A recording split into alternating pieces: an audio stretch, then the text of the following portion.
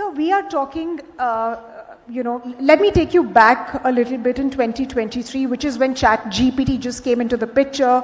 There was a disruption that happened, and after that we've seen a lot of disruptions happen around. These have not been incremental, but rather explosive. You just came back from the France AI Summit as well. You've been visiting a lot of countries, meeting policymakers. What are some of the key trends, 5 key trends that you really see playing out in the AI ecosystem, and how are they going to impact humanity? So, first of all, thank you for having me, and thank you for that warm welcome. Look, I think it's clear that the world changed, the tech world changed in December 2022.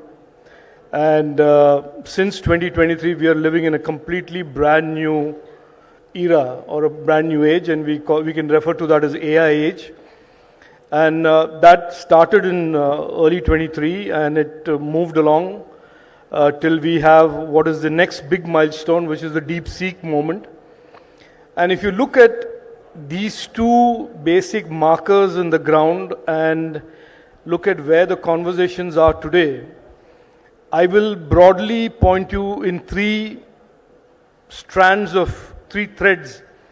The first is, of course, the power of AI. And I think your panelists were alluding to it, and I think everybody is aware. There is this huge race on to what we now know as AI, to AGI, to ASI, and singularity, and different people have different views on how fast that will be and how sharp that trajectory will be. But we can safely assume today that AI is accelerating at an unprecedented pace. So that is one trend, and that's one thread that's happening. The second one is about governance of AI. And that is a slightly slower developing thread on what constitutes good AI, what constitutes safe AI, and therefore reciprocally what constitutes bad AI. And the third thread is again a conversation that has started slightly belatedly, but is beginning to pick up, which is very relevant for ecosystems like our ecosystem in India, which is, should AI be open source? Should it be closed source? Should it be proprietary? Should it be with few countries, few companies, or should it be something that is much more available, and that therefore you don't have the haves and have-nots in the AI era, in the AI age? So these are broadly 3 conversations that are today strongly growing conversation. The ET Now in Business Conclave and Awards is the ultimate forum where policymakers, economists and industry leaders analyze its impact and explore India's growth agenda. From infrastructure to innovation, banking reforms to business opportunities, this is where India's future is discussed.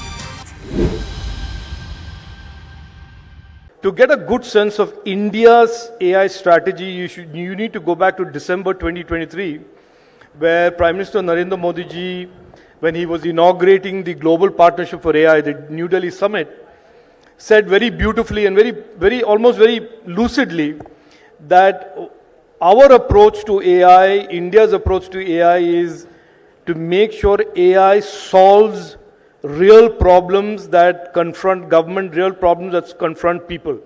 So our approach is not about large language models or general purpose models, that the sharp focus of our ecosystem is to build use cases that are built around AI. So what does that mean? It means in AI language, small language models, expert models that will deal with healthcare, that will deal with education, that will deal with agriculture, and are effectively AI layers on the huge amounts of data that we already have in our country for healthcare, education, agriculture, based on our DPIs.